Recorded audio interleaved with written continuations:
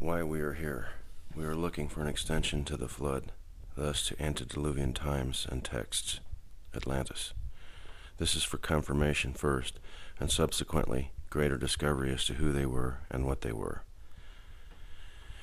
What we are specifically looking for, the keep of Japheth, one of the sons of Noah, though it must be pointed out this is our name for them, and that there are other names as well.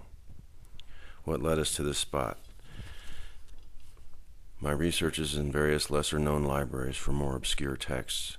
I have been researching this for more than 30 years, indexing and cross-referencing the aforementioned obscurities, building a case.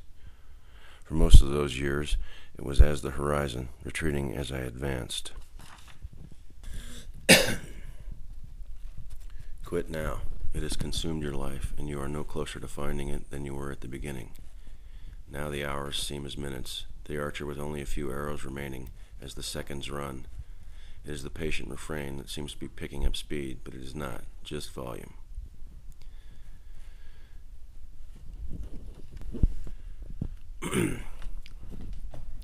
Then I was shown some texts by a source that shall remain anonymous, that pointed me in a new direction, that began a string of minor successes, which as they compiled, led to an area to search for a new site.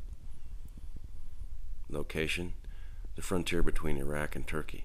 It is not far removed from Agridagi, not even 200 miles. But can you imagine the significance of that distance directly after the deluge? Well, I digress.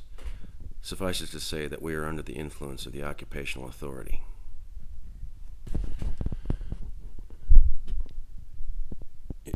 It is our stated belief that Atlantis did exist, and to a certain extent still does.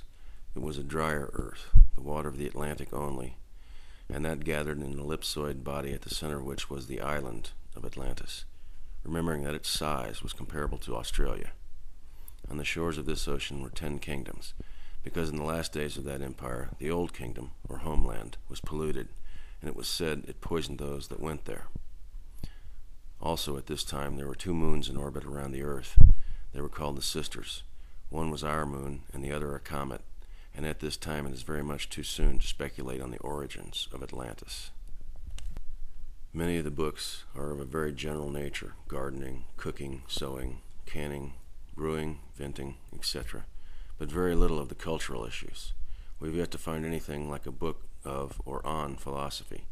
No books of their laws or architecture, no histories, biographies, only this dice game. So many journals of their endless castings. 2 whole rooms of them, shelf upon shelf, of personal readings, handwritten and printed. It will be a very odd lens to view that time through. We can't be certain of things like we might had we found histories for example, or even some novels. The flood is gray, a slight roll, clouds low and uniform to the horizon. We have all the hatches open, and the ripeness of the boat fills all the air between the hem of the sky and the lift of the sea. I will generally take most of the watches as the rest stay in their cabins below. Mother keeps the kitchen bright and full of the savory of breads and soups. She attired the quarters with roses, but still the press of thousands of animals is present every minute, for it is a floating farm, and the air of it heavy. The smoke of the hearth and kitchen fires wrap the ark today, the 333rd day of the flood. These are a series of emails I sent to R.D. Land from J. Christopher. First, subject, return date. I will be brief. I'm very excited by the potential of this site.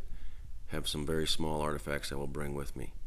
Have made some drawings for you. We must plan this carefully. More later. Take care. P.S. I will be back this week.